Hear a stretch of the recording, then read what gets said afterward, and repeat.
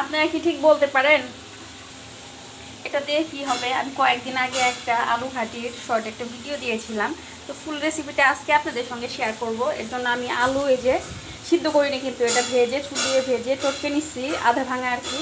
আর এই যে টমেটো কেটে নিচ্ছি, আর সাথে যে কাঁচামরিচ কেটে নিচ্ছি। আর এই তো আলু ঘাটির জন্য আমার একটা স্পেশাল মশলা তৈরি করে নেওয়া হয়েছে। ও এই তো এদিকে আমি হচ্ছে গিয়ে যে একটা মাছের মাথার সাথে পেঁয়াজ আর লবণ দিয়ে ভেজে নিচ্ছি। এতে আমি আমার সেই সিক্রেট মশলাটা উঠিয়ে নিলাম। এই যে এর মধ্যে একটু দিয়ে দেবো বাটা মশলাটা। তো এখন এর মধ্যে আমি হলুদ গুঁড়ি দিয়ে দিচ্ছি, দেবো ধনিয়া গুঁড়ি,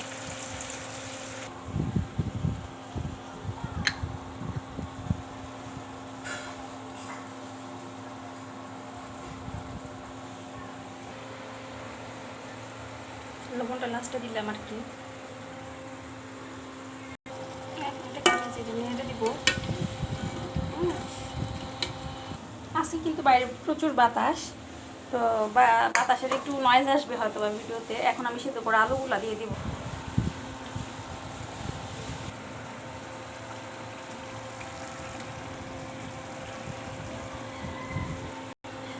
এখানে এটাকে আমি খুব ভালো করে এই যে নেড়ে চেড়ে কষাবো আর কি, নেড়ে চেড়ে কষাবো।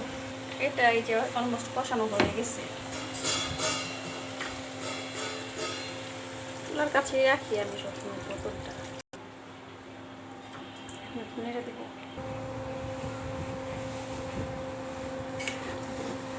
নিচে লাগার পর্যায়ে চলে গেছিল আর কি, যে লাগতে দেওয়া যাবে না যেহেতু আলু, তো লাগতেই পারে।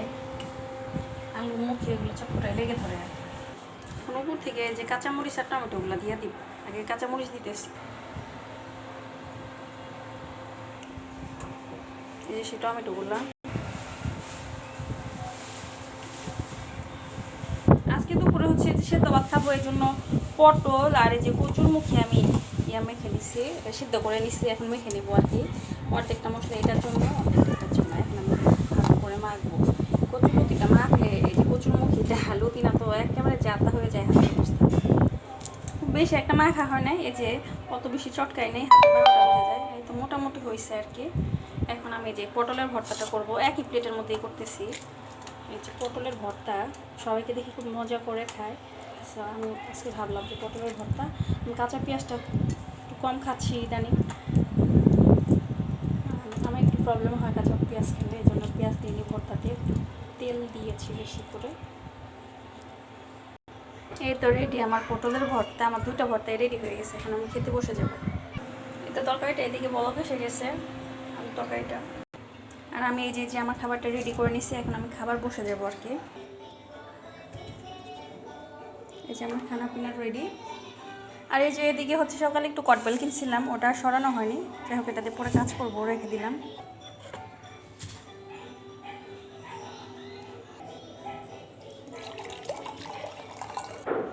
তো তরকারিতে দিনের সহজ না, শুকনো তরকারি ছিল এটা, এটা আজকের তরকারি না, এটা কালকে রান্না করছিলাম। এখন আমি খাবারটা খেয়ে নেব। আগে এই ভর্তা, নতুন ভর্তাটা টেস্ট করবো। বিসমিল্লাহ।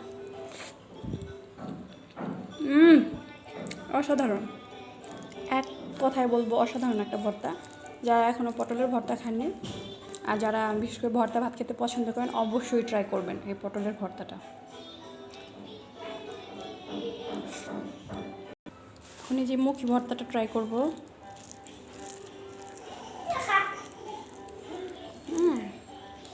মুখি ভর্তা আমার ভীষণ পছন্দের একটা খাবার, যদিও ভর্তাতে পেঁয়াজ দিইনি, তারপরেও কিন্তু ভর্তাগুলো বেশ মজা হয়েছে। আগের দিনের মানুষরা বলতো, আগের দিনের বলতে আমার দাদিনানিরা বলতো যে ভর্তা স্বাদ লাগে কি পেঁয়াজ আর তেলে, সেই পেঁয়াজই আমি দিইনি, তারপরও ভর্তাটা এত মজা হলো কি করে। যাই হোক, আমি মজা করে আজকে ভাত খাচ্ছি, পেঁয়াজ যতই নাই দিই না কেন। এদিকে কিন্তু আমার ভাত খাওয়া শেষ, কিন্তু আমার আর ক্যামেরা অন করতে মনে নেই। অক্সিজেনের সাজনাটা খাবো। অক্সিজেনের সাজনাটা আমি যেভাবে রাখি, ভাপ দিয়ে ডিপে রেখে দেই। আমি যেদিন যতটুকু রান্না করবো, মানে একবেলার জন্য যে পরিমাণ, ওই পরিমাণ করে রেখে দিই, শুধু বের করে রান্না করি। অবশ্যই ফ্রোজেন সবজি রান্না করে একটা টেকনিক আছে, অনেকেই জানেন, আবার অনেকেই হয়তো বা জানেন না। ইনশাল্লাহ যেদিন কোনো ফ্রোজেন সবজি রান্না করব ইনশাল্লাহ শেয়ার করব আর কি। এত খাওয়া শেষ, এখন এই যে ময়লাগুলো রেখে দেবো। ময়লা পানি চলে গেছে আজকে আবার। এই যে বাসন মনে হয় ধুতেই পারবো না, কোনো রকমে হাতটা দিতে হবে। এই যে ঢাকনাটা খুলে দিলাম। আমার একটা স্পেশাল গরম মশলা আছে, সেটা দিলাম একটু। মাংস ডাল এগুলো খুব মজা লাগে। জানলার ফাঁকা দিয়ে একটু করে দেখাচ্ছি কি পরিমাণে ঝুম বৃষ্টি, কারণ হচ্ছে জানলা খুললে ভিতরে পানি আসতেছে, এই জন্য আমি জানলার ফাঁকা দিয়ে একটু দেখালাম আর কি। এই তো হয়ে গেছে কিন্তু আমার ওই তরকারিটা। ছোট্ট করে শেয়ার করলাম একটা ব্লগ ভিডিও। কেমন লাগলো অবশ্যই কমেন্টে জানাবেন। সবাই ভালো থাকবেন, আমাদের জন্য দোয়া করবেন। আল্লাহ হাফিজ।